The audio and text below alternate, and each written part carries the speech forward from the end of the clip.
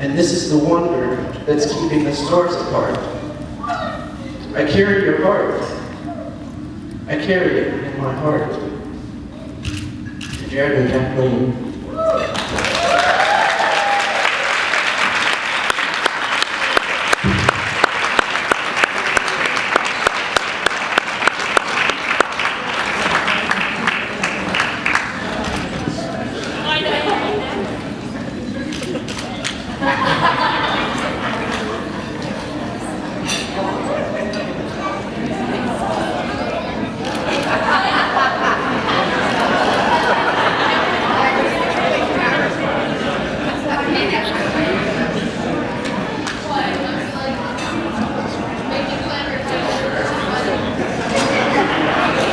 Fran.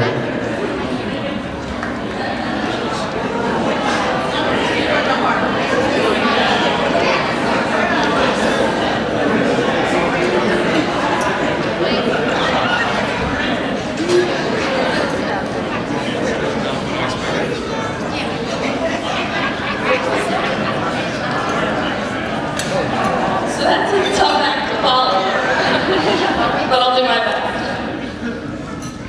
I will attempt to be stoic like my sister. However, I'm a little more like Jared, so I made sure to hear.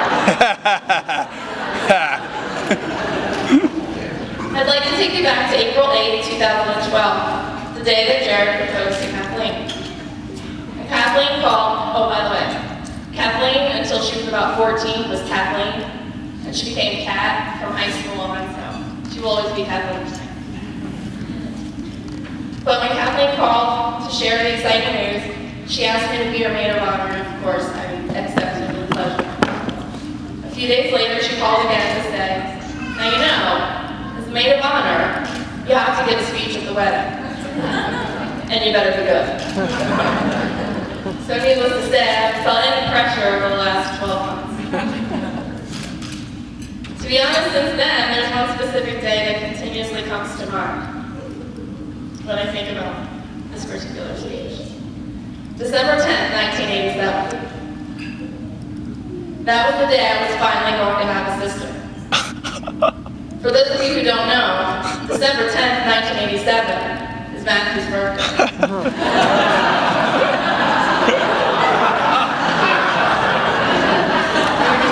I wish I wasn't filming this now. The day clearly got yet another brother. I will say in the end it all turned out okay because you're a pretty good guy to have around. Thanks. Fast forward about 15 months to Saturday, April 18th, 1989. The phone rang around 10 a.m. We all stood around Grandma Fran when she answered the phone and heard the good news. To my surprise, before she hung up, she handed the phone to me and Dad said, "You finally had your sister." 11 years I waited to hear that news. Finally, a sister. Nail polish, lipstick, curling irons, dressed up, shopping. This was going to be awesome. I would suggest that this was not only the best day of my life, but it was likely the best day of Matt's life too.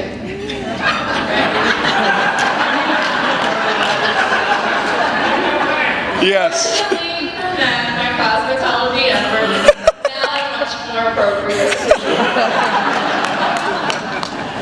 My deepest apologies for the haircut of 1988. I was young and naive. For those of you who are lucky enough to have a sister, you understand how special this bond really is. Despite our 11-year age difference, Kathleen and I have always been the best of friends. Whether belting out Whitney Houston's "I Will Always Love You" on the way to the shore in my '86 Lincoln Town Car, shopping for crown presses, summers on the Jersey Shore, or singing a lot and crying a little with John and Matt at a Dave Matthews concert. We were always there for each other. So when it came time for Kathleen to choose a college, I was right there by her side, quietly championing a little school in Mobile, Alabama called Spring Hill College. Can I get a go Badgers?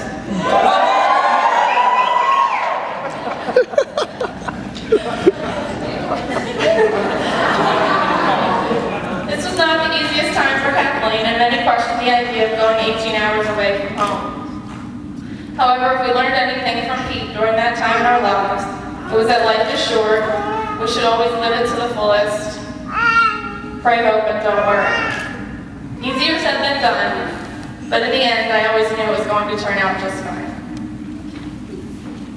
He's logistically.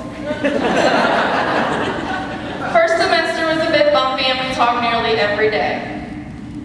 As the youngest of 5, it was rare to be in a place where the family name didn't precede you.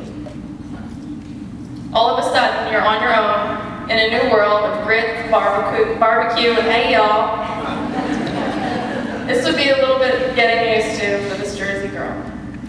Luckily, Kathleen always had a bit of Southern charm about her. And by the end of junior year, Kathleen not only ventured, but gained an amazing group of friends, many new experiences, and of course, a boy named Jared. Truly beginning to her yang, Jared is organized, decisive, driven, and a planner by nature. Like me. Kathleen, on the other hand, is free-spirited, extremely artistic, and rarely, if ever, makes plans. So this is a match made in heaven. So here we are, celebrating your wedding day. One piece of advice for each of you. Jared, if you ever need Kathleen to describe something, give her some paints and a canvas. She is without a doubt a gifted and talented artist, but unlike John and Matt, the eloquence of language and storytelling tends to elude her. Kathleen, start every conversation with Jared with how much money you saved that day.